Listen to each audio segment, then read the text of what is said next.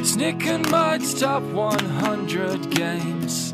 But does anyone care what they have to say? Let's. I know I don't. Cause they may dab, they might scream, they may say some things that are plain wrong. Dab on it, dab on it. But they are dumb dumb bing bongs. My teacher's better.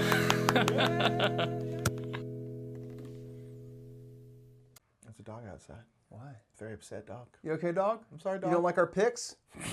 Hey, man, no one does. It's fine. The dog's happy to pick the coldest water, though. Indeed. Every dog who drinks out of the coldest water never drinks anything else again. Yeah. I got into that sentence. There's no way to not have it be sinister. I got worried about it. I was like, oh, it's going to sound like you're killing a dog.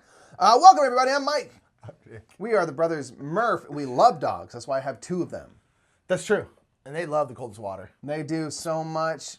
They tell me every day, Michael, I would like the coldest water, please. That's right. Dog, you are talking to me. I clearly have been in this marathon of games for too long. Because right now, I think we're in a marathon of games. Still, it's Saturday. We're nearing the end. We might be desperately close to finishing. I don't know, or we might be hopelessly behind. Yeah. Check tonight. If you're watching this day this came out, check tonight at 6 p.m. Pacific 6 p.m. Pacific time on twitch.tv/brothersmurph, because this is the second to last day we have. And we're going to be streaming at 6 p.m. to 8 p.m. all throughout this whole week. And let us know down in the comments. How are we doing? You know? Bargain. Yeah, we're going to be... Please, put in the comments, how are we doing? At this point, I think because we're close to the end, we're going to be getting pretty jazzed again. Oh, yeah. So we're going trending upward. But nonetheless, this is our continuation of our top 100. We're in 30 to 21. We're in the top 30 games. Damn. Top third right here. This is good. Yeah, and I guess we'll just hop right into it. Let's get right after it. We're going to start with number 30 then.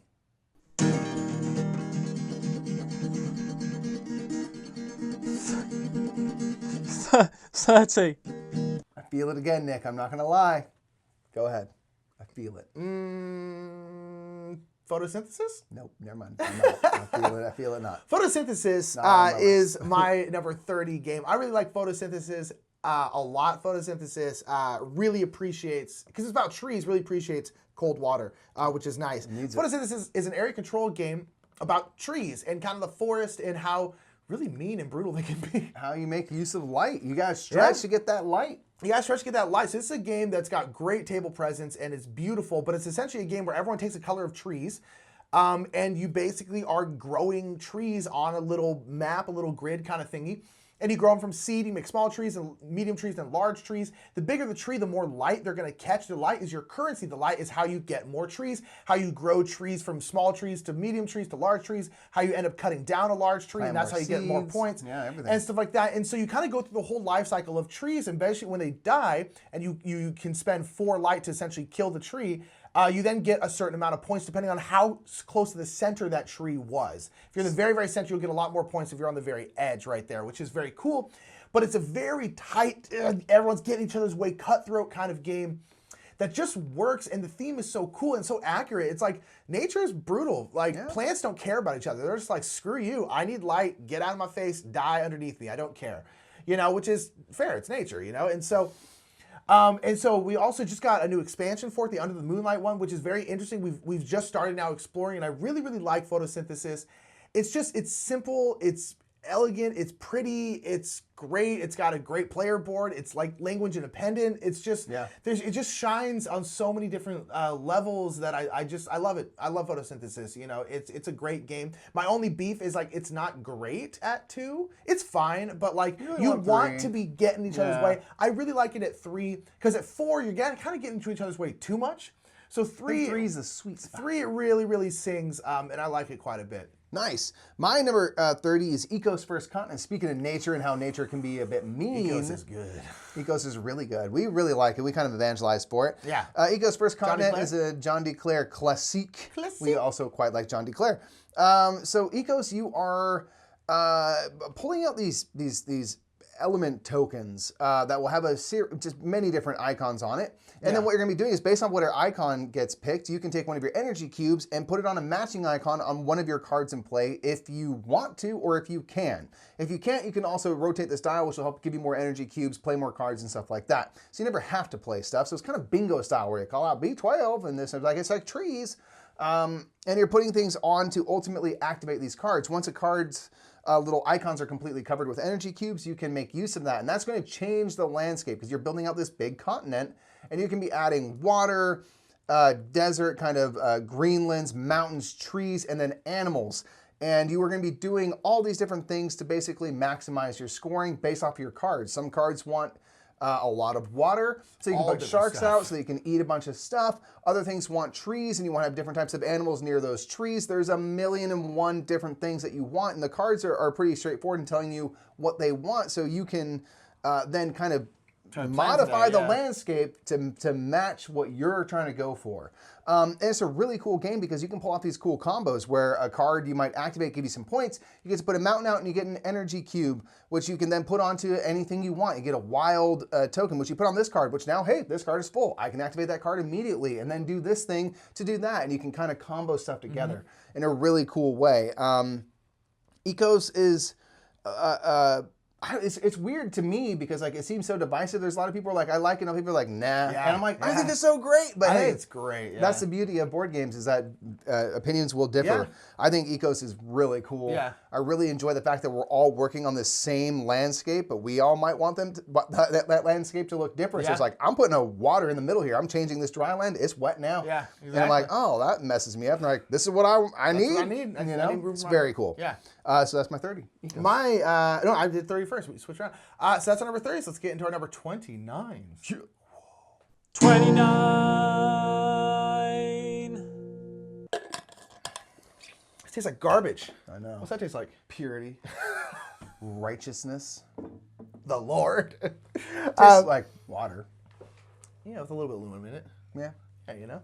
My number 29 is also is by our sponsor. I said also by our sponsor because you talked about one last list. I did. And that is Stop Thief. Nice. I love Stop Thief so much.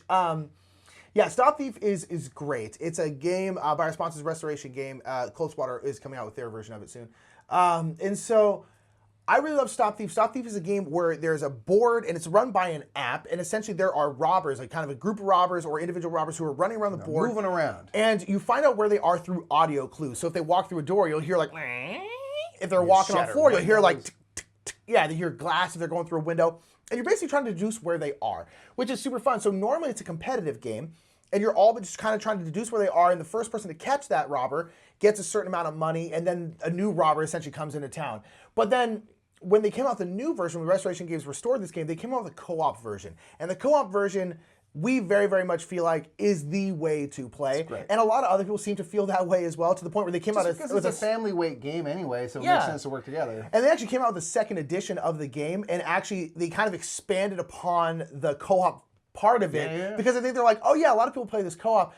But the problem with the competitive game is everyone is hearing the same clues. So a lot of times the robber, you're like, okay, they're either here or here. It's a 50-50 shot.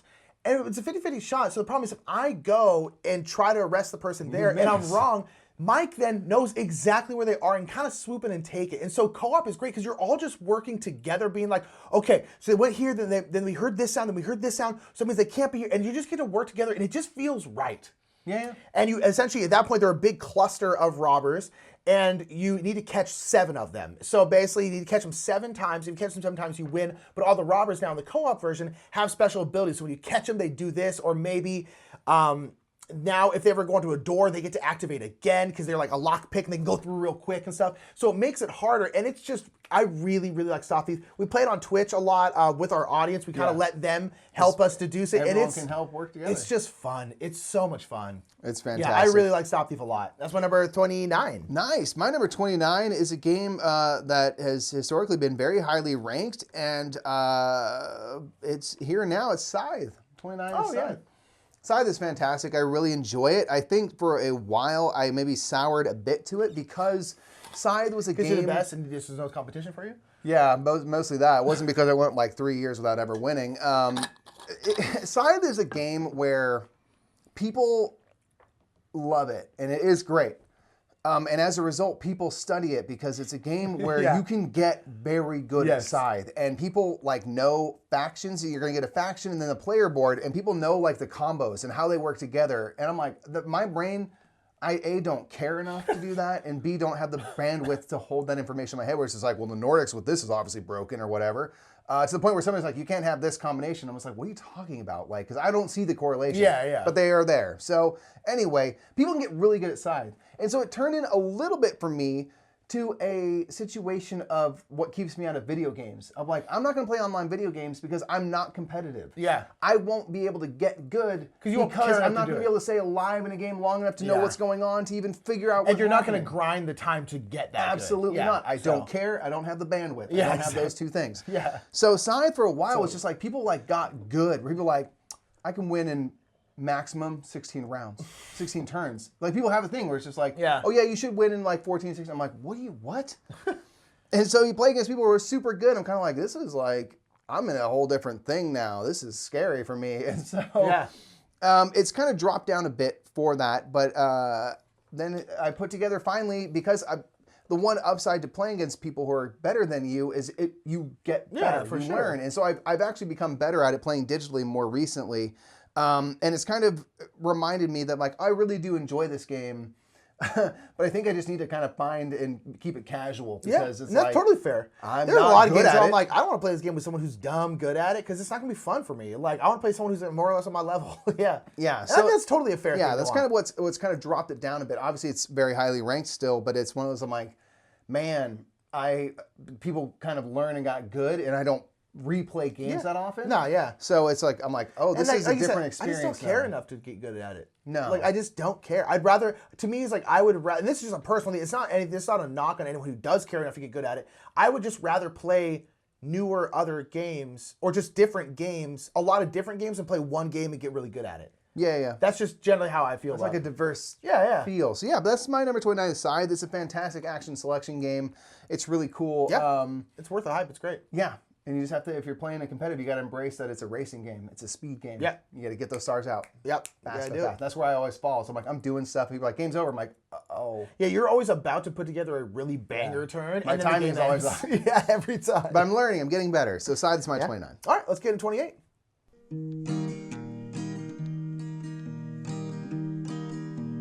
28.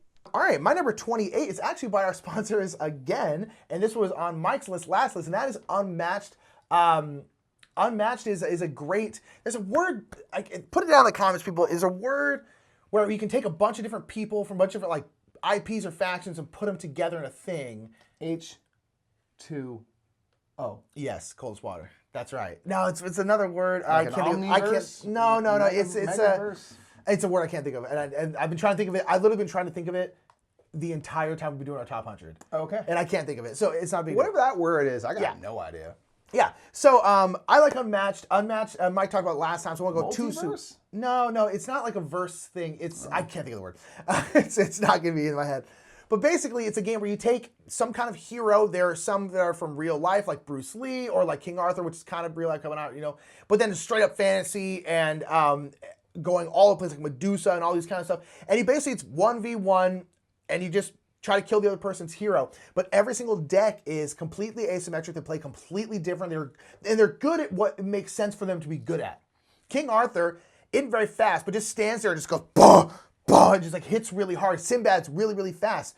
The Raptors, if you're playing the Jurassic Park one, they like to hunt in packs. Muldoon is setting up traps everywhere. Yep. The Invisible Man is constantly like going back into the fog and then popping up again and punching in the ass and then popping out again.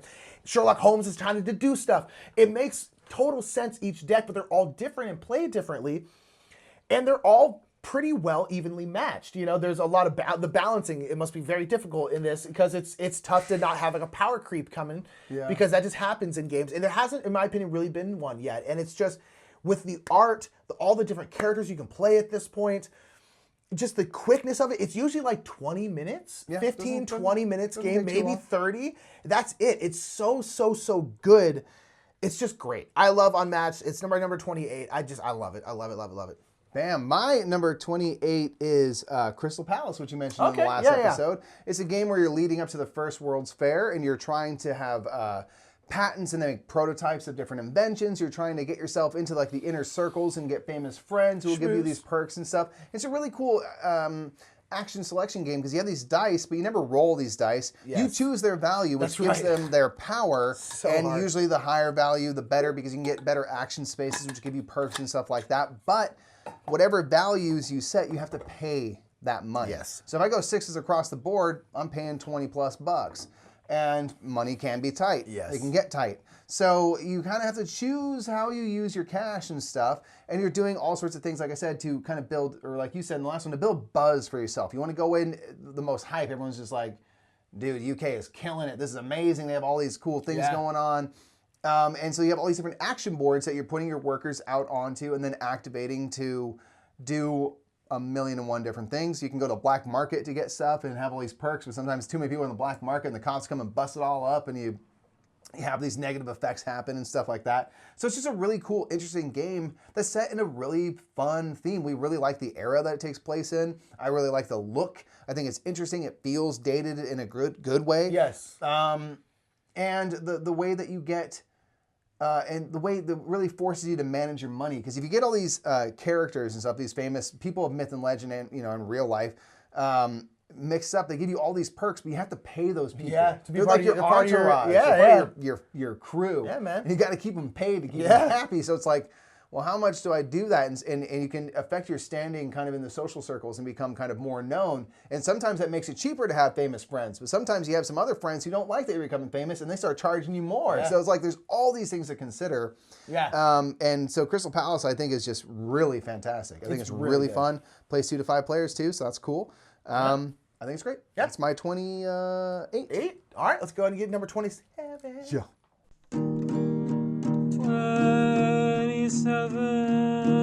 27. Mikey, Huh. I'm a filthy liar. I know. I've been lying. Is there Coca-Cola in there? No, it has nothing to do with the coldest water. The coldest Okay. water does not lie. They keep the coldest water in the whole world. Glaciers. No, I'm a filthy liar, Mike, because I've been lying to myself. I've been lying to you. I've been lying to them. Because Something to be ranked higher or lower than we expect. higher. So my number 27 is Paladins of the West Kingdom. Architects of the West Kingdom was not on my list. Really? So I have been Mr. I saying, like Architects so I've much been saying better. for a while that I like Architects better than Paladins of the West Kingdom. Nick, Architects ain't on my list either, bro. I like Architects a lot. It barely missed my list. It was, let me see where it exactly was. It was very close for me too. It's a great game. All three of the West Yeah, it was like Kingdom 110 trilogy or games are so, great. yeah. So, But Architects is the weakest. see, I haven't played the third one yet, but I always thought I liked it more. And then when we did this, I mean, this is, at least as of right now, Paladins is I am surprised. pretty darn high on my list. I'm very surprised. Very high on my list, and Architects isn't even on the list. So I'm like, well, it's not even so much like, oh, today I just like it more. I'm like, no, I must really like it more. Because if not... For Architects not to be even within 100 and Paladins be this high, Yeah. there is a... So I've been lying, and I'm chasm sorry there. about that. Paladins of the West Kingdom, it'll probably show up on this guy's list. So I don't want to talk about it too much. He likes it more than me. No?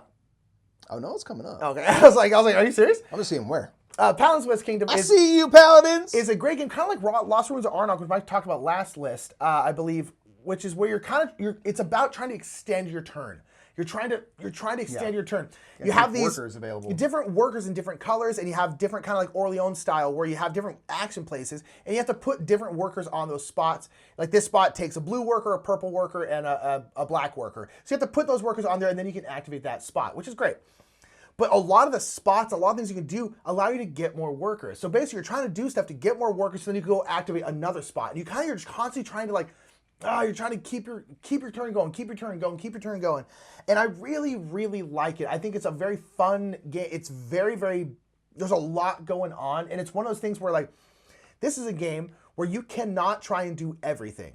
No. And that's where I fall down a lot. I think you fall down a lot. A lot of people do. You got to focus. I'm going to do a little bit of this, a little bit of this. No. Choose a couple things and do that. Yeah. Because you can get a lot of points by doing anything, but you can't get a lot of points by doing everything. Yep. So that's a very tough thing, but I like that challenge a lot. But it's very, very fun. I really, really enjoy it.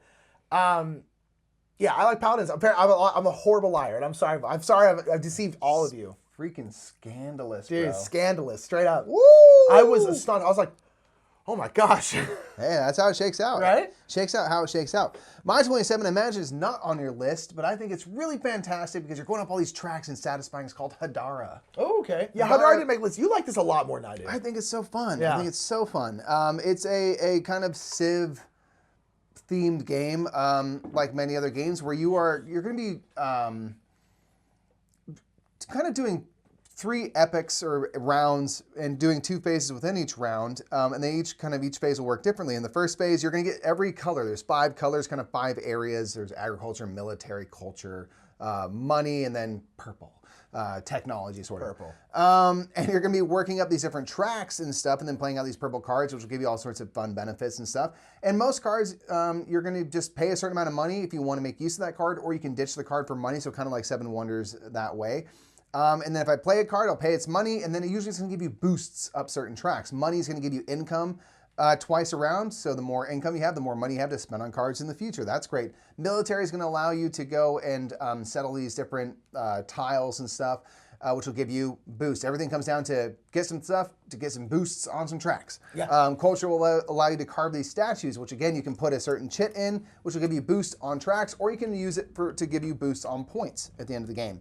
The cards themselves are going to score you points as you buy them. They'll all be worth points themselves. And you're going to be kind of building out this tableau of cards beneath you, and it's really cool because the more I buy a certain color, the cheaper it becomes to buy that color in the future. Yes. Because the cost of the card is its base value subtracted by however many of that color card you've bought in the past. So if I bought 3 yellow cards, I'm buying a yellow card, that value is subtracted by 3, which is really useful because in each epic, the prices go up significantly, but so do the boosts. Yes. And so I just enjoy it because you get to go up these tracks and you feel like you're doing stuff.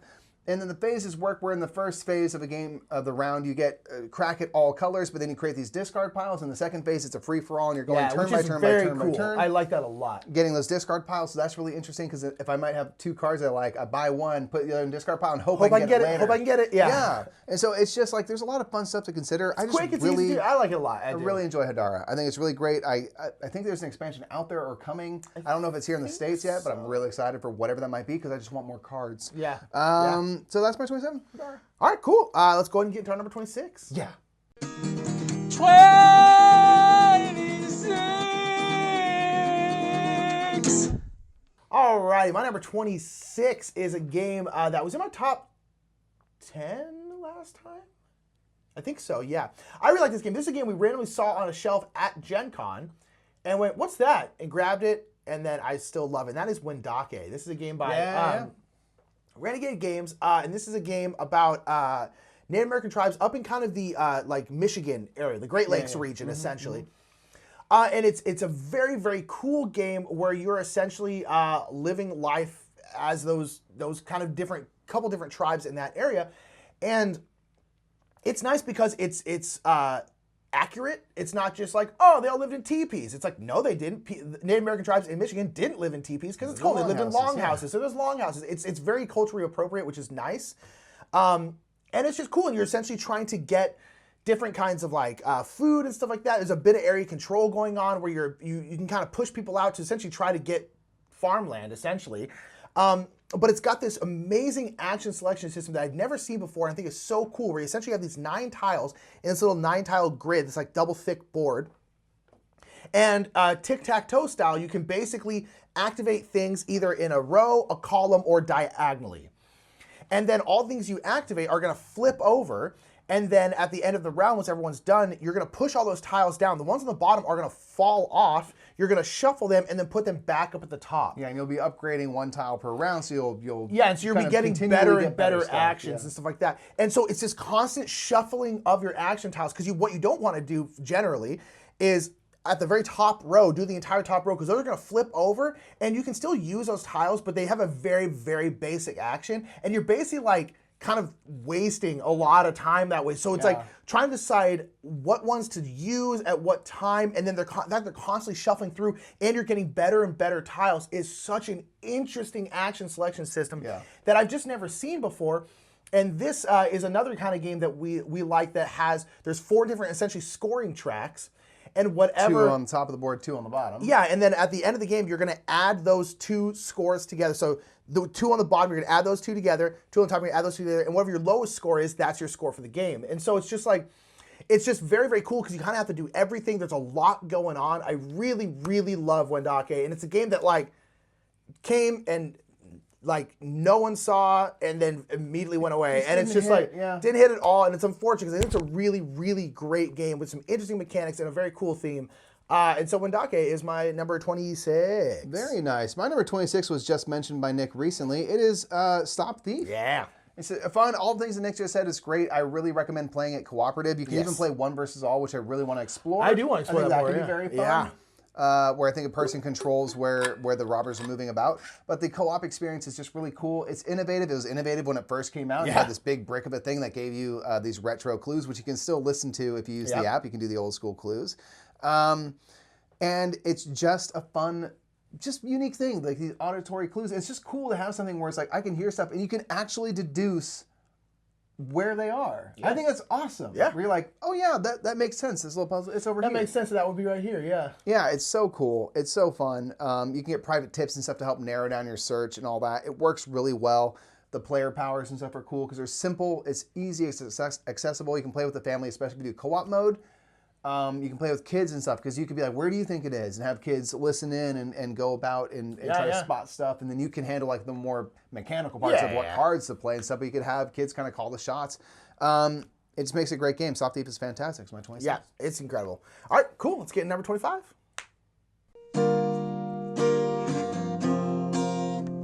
25. Number 25 is a great game that is a newer, and there's a sequel coming out for it that I'm very, very excited, and that is The Crew, which I'm sure will show up higher on Mike's list. The Crew is a co-op trick-taking game, which is... What do you think that sequel is going to be? I don't even... Underwater right here. But what? I don't know. I know. It's, Mike, let's be honest, it's going to be exactly the same, probably. It's going to be exactly the same with just new I don't even care. But who cares, right? Because the theme makes no sense. It's just trick-taking. Yeah. But it's a co-op trick-taking game that is all the rage. If you like trick-taking, I'm sure you've heard about it. If you haven't heard about it, you like trick-taking, please play The Crew. It's incredible. So good. But it's just trick-taking, but it's co-op, and basically there are 50 different like missions you're going on theme. And so, but basically... You need parameters to win. You need to do certain things with certain tricks. And so you shuffle up the cards, give them out like you do in any game, so all the cards are being used, and there's essentially certain tricks, cards that need to be won. So like, there's like a pink 4, a blue 7, and a green 9. And then, like say this mission might be like, okay, this one has to go to you, this one has to go to you, this one has to go to me, and I have to win that number. And then there's all these different missions like that, like certain ones where you have to win the trick, these specific tricks in this order, and as you go through them, they get harder and harder and harder and harder, and they do start getting hard. But at the same time, this game is like 5 minutes long, so you kind of just keep trying and you just kind of keep going. Quick. But there's been times where it's taken us like 10 times to beat one, but we always end up doing it. And when we play, we tend to play 5-player, which is by far the hardest way to play. Play it at 3 or 4 for sure. Yeah, but it's just, you would think it's just co-op trick-taking, but it's the slight differences in all those missions just make it so much fun. It just is incredibly fun. I mean, it's just so fun. We tend to play with us two, Mike's fiance Karen, Matthew Jude. It's his favorite game of all time at this point. And then Paula Deming, who loves it too. And we just have so much fun, and we're like halfway through the scenarios. And it's just like, because you could literally just pick any of those scenarios and be like, all right, we're just going to play that from now on out forever. And it would be great. It's just, it's super fun. Crew, check it out. It's amazing. Check it out. My number 25 is Suburbia. Well, okay. The classic city building game. I mentioned last segment, Quadropolis. I love city building games. I think it's really interesting. Yes. Suburbia has been in our collection for a very long time. We have the collector's edition now. I love it. I think it's just so fun to build out your city. And it's all about adjacency. You have all these hexagonal city tiles that will give you all sorts of perks and things. They'll have different costs. So you have to manage that money to be able to buy the best stuff. And you're trying to kind of work with an income track, which will give you money every turn, and a reputation, which will bring in population, because population is ultimately your goal. You want to have more people in your city than anyone else, and your population is just simply your points. So every round you can score population, but as your city grows and your population grows, your reputation and your income will suffer, because you're losing that small town feel, so the reputation goes down. It's expensive to run a big city, so your income is taxed, and you have to find new revenue sources. So there's these really good challenges built in there. But then I just really enjoy like thinking about like thematically, there's an airport. Airports don't go nicely next to residential areas because it's super loud. If you live near Burbank Airport, like it is loud. We used to. It sucked. Yeah, so it's like, and so it thematically makes sense of like why certain things would be good to be next to other things and other things would not. A freeway next to a business center is good because people can get to the business center easily. It makes sense. Yeah. So it's just a really fun, satisfying game to play. Especially the collector's edition, everything is kind of poppy and bright. Yeah, you definitely don't need that, but like this is, we're not kind of big collector's edition kind of guys. Like, we don't really care about that because like we love Suburbia. But we're like, you know what? We'll go ahead and get this one because we love it. We love Suburbia. Yeah, that's it. My 25. Love it. All right, let's go ahead and get to our number 24s. 24. My number 24 is Baseball Highlights 2045. This is too lowly ranked. Yes, Mike likes this game slightly more than I do, but I love this game. This is a game that simulates baseball, but baseball in the at this point really not too distant future. Getting up on it. Yeah, so basically it's a baseball game where baseball became tired, people lost interest, and so they started bringing in robots to play. Yeah, and cyborgs to play instead. And cyborgs are like really good pitchers, robots are really good hitters. But then there's also naturals, which is normal people who are like crowd favorites and stuff like that. So it's this really cool two-player game where you're simulating kind of a baseball game. The innings are shortened, so there's only 6 innings. So basically each inning is you playing a card. And basically you're going to play a card out, and your card is going to do a defensive maneuver, generally, where you're kind of reacting to what the other person played. And then you're going to be threatening hits on your end of the inning. You're going to be threatening hits. I'm going to threaten, like, during this inning, I'm threatening a single, a double, and then another single again. And then Mike will play a card, and he basically has to react to the hits that I'm threatening. And then he'll react to those, and he might cancel a couple of them, or like change my double to a single. Just let him go if I'm like, or just like, screw it, I don't care, take it, I don't really care. And then he'll threaten his own thing, and then I have to react to what he threatened, and then threaten my own. And you're just going back and forth, and you're just trying to get in each other's heads, being like, okay, I'm gonna play this card now because I know he has a really good defensive card, so I'm gonna play this now, and I'm gonna try to trick him into using it now because he doesn't know I have this card yet. And then he plays it, I'm like, yes, now I can play this one, and he can't stop it. Oh crap! It turns out he has this card. Yeah. And you're just trying to get in each other's heads. Out, maneuver, out, box. And each little game of it is like 5 minutes, 10 minutes tops, if that. Very, very quick. And you basically play a bunch of little mini games. And after each game, you essentially get to buy a free agent. And the free agents are much better cards. And you buy a free agent, they go on top of your deck, so you know you're going to have it next round. And then one of the cards that was in that game, you have to send down to the minors. So your deck never gets bigger, it just gets a lot better. Yep.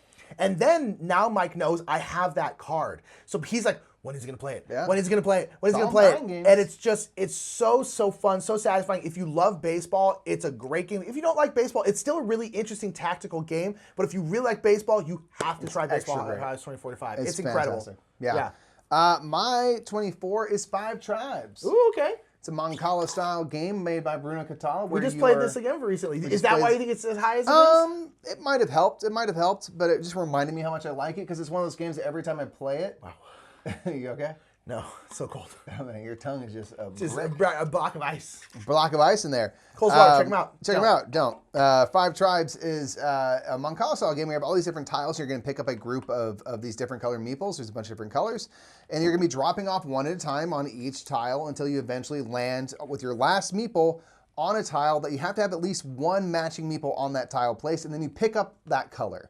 So if I want to get yellow, I want to make sure that my last thing I'm dropping off is yellow, and I pick up all yellows on that tile, which will do different things. So the cool thing is that you're working out this puzzle of like moving things around, and then you have kind of two things to consider. One, what tile do you want to end up on? Because you will activate that tile. Then also, what color meeple do you want to pick up? Because you're going to make use and activate that meeple. So there's this kind of double action thing going on.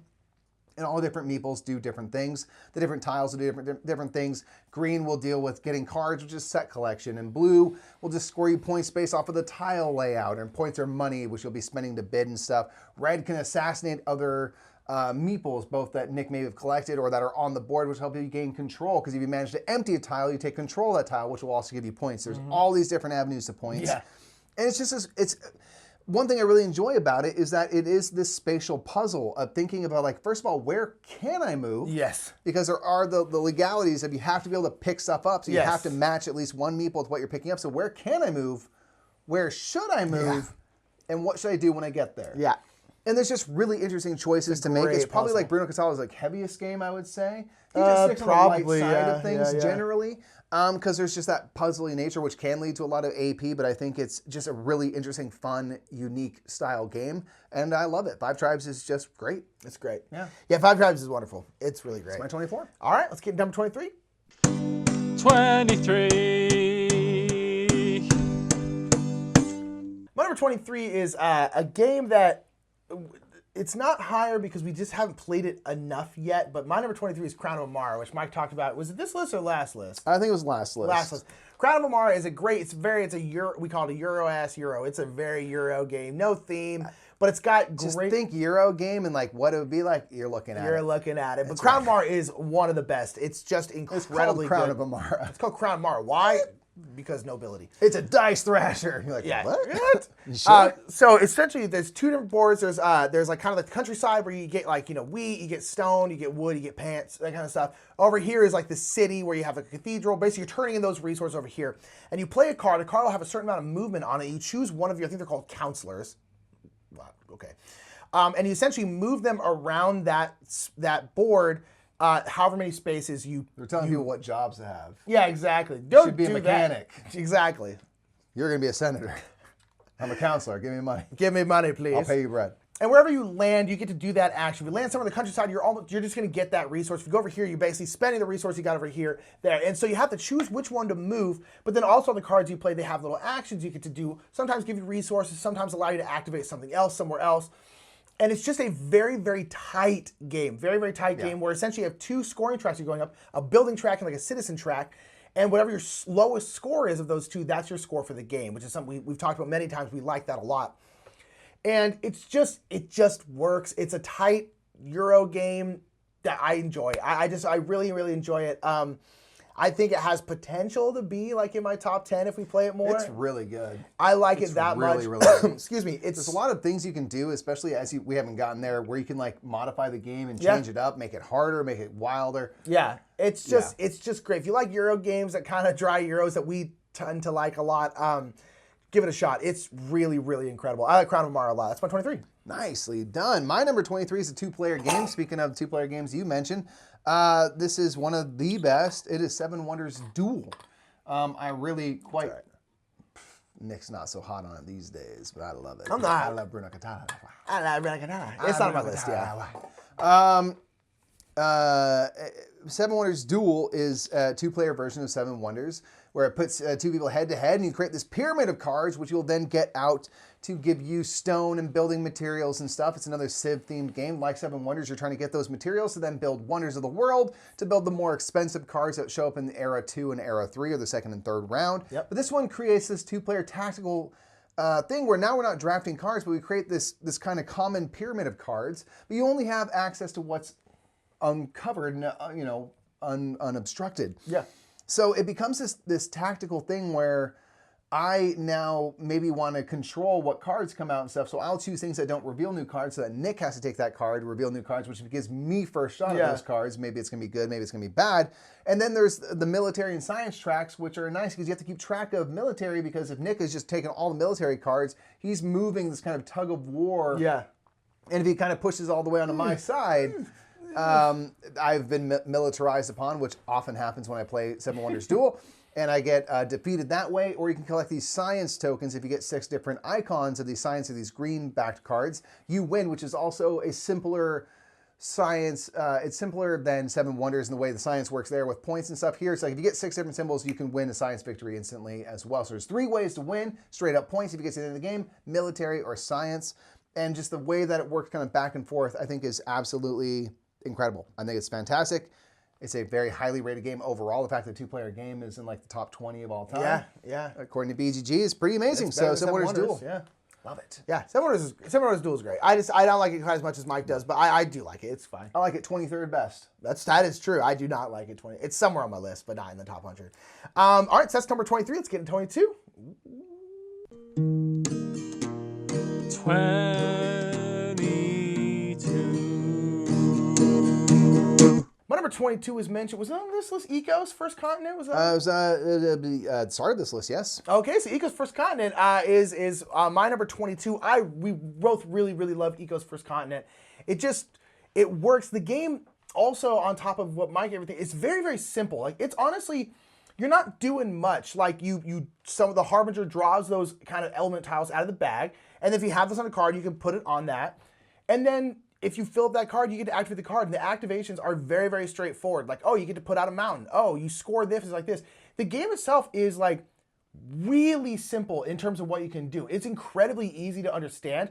There is a lot of strategy because there are a ton of cards. I mean, there is a grip of cards, and they all are unique, and they all do different stuff and score different ways. So there's a lot of strategy, but in terms of what you're doing is incredibly simple. It really is.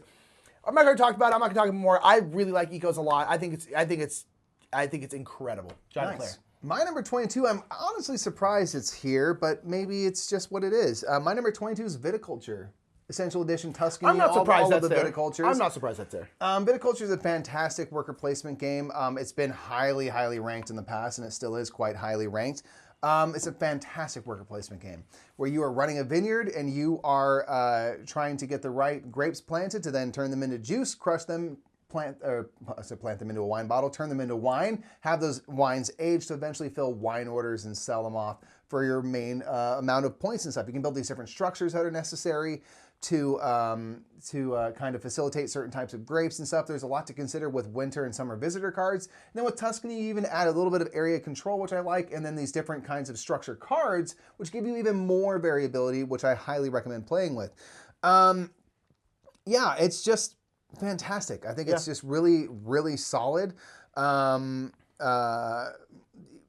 I guess, I like it.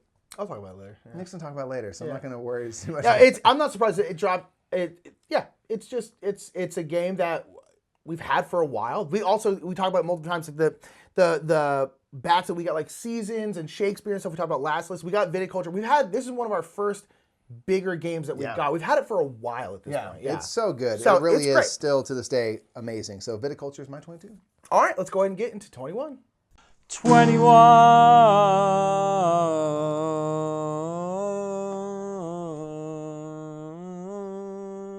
It's not over yet. 21. Alrighty, so my number 21 is Chimera Station. Chimera Station is a great worker placement game that is got such a cool theme where you are aliens, and it's a worker builder game where essentially you have your workers and you can add on different components to them, like big tentacle arms or big leaf arms or claws or another big brain. And depending on what you add on to them, I'm sorry, dude. I'm sorry. I didn't realize this was here. Gee, I'm sorry. Sometimes I just don't feel seen. Sorry, that was my fault. So basically, you can add on different stuff and make it so you make your workers better, essentially. You give them tentacle arms to use whenever modify them. Yeah, whenever they grab resources, they grab another resource because they have big suction weird cups. gene splicing to them. Yeah, and then you have the Chimera Station, which is just a big kind of space station, and throughout the game, you're adding more and more tiles to it. This is a worker placement game, so you're basically adding more spots to put your workers, and you're essentially just trying to get points, and you're get some perk cards you're putting out there, but it's just so cool and so fun, and it just works really well. And the funnest part is, like, you get to build your workers, but it's not just a gimmick. Like, oh, you get to put on these cool, like, he's got a crazy hat. It's like, no. You're putting on the workers, and that's a big part of the strategy. You're like, no. I need this to be a claw worker because claw workers can go, like, knock people off of spots and go take those spots. And it works really well. It's really fun. I would love to see an expansion for this game. This is one of those games where I'm like, this game could use an expansion, and I think you could totally expand. You give new components. Like, you could totally expand this game. My guess is it didn't sell well enough to warrant an expansion. Yeah, maybe. Which is a bummer because I think it's a really fun, incredible game with a really cool, weird theme, and it just sings for me, and I like it a lot. Chimera Station is my number 21, Mikey. Nice. My number 21 is something that a lot of people consider just number 1 straight up. It's Gloomhaven. Wow, okay. I quite like it. A lot of people consider that number 1. Co-op dungeon crawling game. where you are going to be putting together a band of mercenaries between you and your players, or I guess you could always play multiple characters if you wish. That sounds like a lot of work. And you are going to be going into different missions to fight whatever is there, which will get you perks and gold and experience and stuff. And really the fun comes down to its big campaign nature, where you are going to be leveling up your character, getting access to new cards, more abilities, perks and stuff, so you modify your attack deck essentially, and then you get cool items and stuff. So it's all about the exploration and seeing your party kind of grow, and then eventually retire a character because they've sort of done their life's journey, and you can unlock new characters that are in boxes and stuff. Something that haven't gotten anywhere near to doing. Unlocking new types of characters that will now have all these different abilities, and all the different types of characters play very differently. They have different skill sets, different strengths, weaknesses, and so it's just a lot to explore. And like that's what's really fun about Gloomhaven is we will explore that for a very long time. We have it physically, we have it digitally. We have Jaws the Lion. Jaws the Lion. So we actually quite like Gloomhaven a lot, and you know, it's not a surprise given all the things that it does that it is #1 ranked overall because it's just very cool. It's humongous. And it's really fun. And the way the cards work, you get to know your character really well, and really, you get to pull off some really cool stuff with them. And you get to, as Nick always says, you get to legitimately get better at the game because you learn how your character works. Yeah, and it's very satisfying. Gloomhaven is super fun. Yeah, it's great. 21. That's 21. That is our 32. We're reviewing the top 20. Last two coming up. Very exciting. Alrighty, so that is gonna be that is that list right there. Thank you so much for being here. We want to give a special shout out, as we have throughout our top 100, to our patrons. We joke that we're sponsored by the coldest water. We kind of technically are, but not really, because who cares? But we are actually sponsored by the patrons because y'all's support allows us to do this full time, and it's wonderful. And as Mike said, like it's just the fact that someone sees the weird stuff that we put out and goes, all right, I like that. Is pretty darn cool. It's pretty darn cool. It makes us feel very good. And so thank you for watching. Thank you for people who support us. But even if you just watch us, thank you for that too, because it means it blows us away that people watch anything we do. It's awesome. And so thank you for being here. Again, check out the marathon, which the final video will be coming out next week when this releases. And then check us out on Twitch because we are in the middle of it and we will be streaming it 2 hours a day. So we'll see how we go. Come on down. All right. And then I think that's it, right? All right. Well, then I'm Mike. I'm Nick. We'll see you in the next one, everybody. Bye, everybody. Nick is pensive. Could anything be colder? Probably. You did curse the good nature of that was a mistake. Climate change is real. Climate change is real. Coldest water is also real. But also what we have is a previous segment from our top 100 games right there. Whoa. Right there, we have the next segment of the top 100 games. Assuming you're watching this in the future when that video is out, it may or may not be, but this will take you to something really cool. And don't forget to subscribe while you're at it. And put your top 100 games in the comments below.